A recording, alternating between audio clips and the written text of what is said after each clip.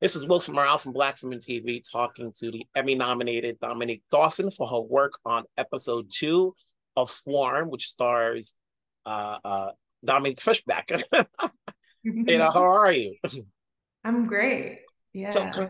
congrats on the nomination. Obviously, Emmys are much harder than Oscars because there's so many submissions, especially when you're talking episodes. So what was that feeling like when you got the notice that you got nominated? Was it a phone call? Was it a text? It was a phone call. And, actually, the week before, I had been nominated through the Black Reel Awards. And for me, that was just amazing because I was like, oh my God, my people, they feel this material. I love it. And then the next week, I got a phone call from my PR agency and they were like, congratulations. And I was like, excuse me, what happened? And like, I didn't know yet. So they informed me and it was a special day. The show took off. Not only did you get a nomination, Dominique Fishback got a nomination. I saw the love that she got on social media, because there's always a lot of heavyweights, that she's competing with. And to know Mm. that she got recognized, you got recognized. I don't know how many other people got recognized for the show, but that's a, Our main showrunner and writer, Janine Neighbors. yes, yes. So that's a testimony to how good the show is, and hopefully people will watch it now and catch up with it. Especially since we now know the Emmys got pushed back to January, Yeah. so it's going to be a long wait, but nevertheless, it's plenty of time to market the work. So you've been working before as a costume designer for a long period of time. What went about in getting this project and designing what you did for episode 2? What was different about it? Is that what you said? Yeah, like how different was it? Like when you think about like, was it one? Were you nominated? Was it one submission in terms of this particular episode that you submitted, or was it other episodes? No, they ask you to pick one episode, and I felt like this episode showcased the most not only transition in Dom's character, but also in just the life and the color of the stripper world, and I think there's a lot of action that happens in this as well. So there's stunts, there's just so many fun characters. So I felt like this was the perfect fit to submit for. You Yeah. know, and with that particular episode, uh, what's the challenge of creating the costumes you're bringing onto the episodes? How does that work? In terms of what the talent and the director as far as the feel and the look of it.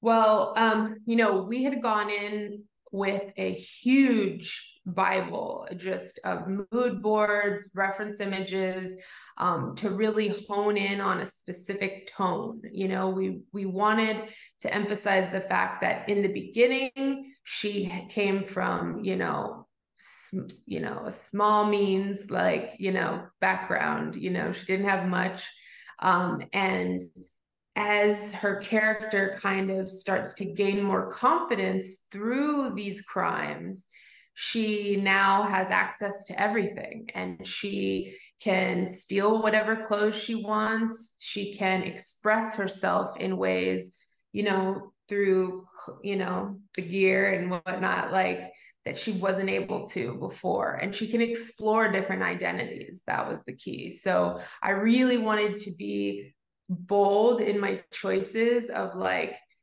seeing her go from episode 1 to okay, now she's a stripper and that's so feminine, hyper femininity, um and then seeing her back at the hotel and she's back in her tomboy gear, and so she just really morphs. She's kind of a chameleon in that way. Mhm. Going back, you've worked on other projects. How did you wind up on this one? Well, it was great because Donald had seen my work on The Last Black Man of San Francisco. And, I kind of came into that and ended up shopping a majority of that movie. And he just, he was really in love with that. But he also loved my aesthetic on DMZ. And so we had the meeting and the meeting really wasn't about costumes. You know, it was more about culture and pop references and kind of like my understanding of music, you know, and the power that clothing really plays in the music industry. And so I think once he felt comfortable that I got that, he was like, okay, I'm vibing with you, like you're gonna kill this. So it was good synergy. And then you've worked on other projects before, but what goes into, you said it was Donald, he was Caesar. I guess for the work you do, is it a matter of hoping somebody sees your work? Like what is that process like for anybody who may watch this interview and will look at you as a sense of inspiration, like, okay, how do I go about in getting work? Mm-hmm. Yeah, I mean, definitely looking at your peers' work, like staying up on watching I mean, there's so much content out there, but really finding those artists that you connect with, like I just was watching, I'm a Virgo, and like I'm such a fan of Boots Riley, and I'm from the Bay. So like that's somebody that I hope, eventually I'll get to work with, but I think the main thing is yeah, like know the type of artists you want to vibe with and collab with so that you can pursue them. And like most times, you can usually get in their ear. With social media, it's so easy to connect with people now. So, but at the same time, it's a different situation, obviously, than actors and directors and writers. Is there a process in terms of like, oh, I'd like to work with you, and that's one thing. But in terms of like, okay, like when you're looking for your next work, is there a team out there that's pushing you out there, like, oh, I think she would be good for this? Yes. So I have an agent that, is constantly networking for me and kind of connecting the dots with, when I signed with him, like who I already know and have relationships with. And so as he hears about projects, he can kind of connect the dots and make meetings happen for me. So it's definitely a collaborative process because I bring him a lot of stuff that I want to do, and then he jumps on it. You've worked with Ava before, Ava Duvernay, obviously, Colin in Black and White, DMZ. You got the upcoming Origin. Congrats on that. What's that dynamic like, having worked with her on other projects before? Is it like an old thing, old hat? Like, I'm not sure if that's the phrase, where you guys go in sync, knowing that she knows how you think, or you know how she thinks as far as what the project is and what you may like?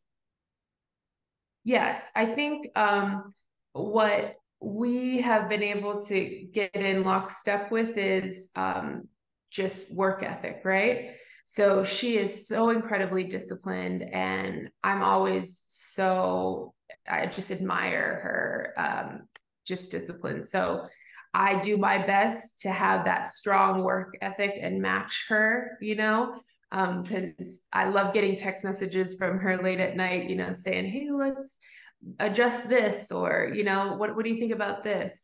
And I do think that she trusts my taste, right? So I think that's why I've been able to continue to work with her.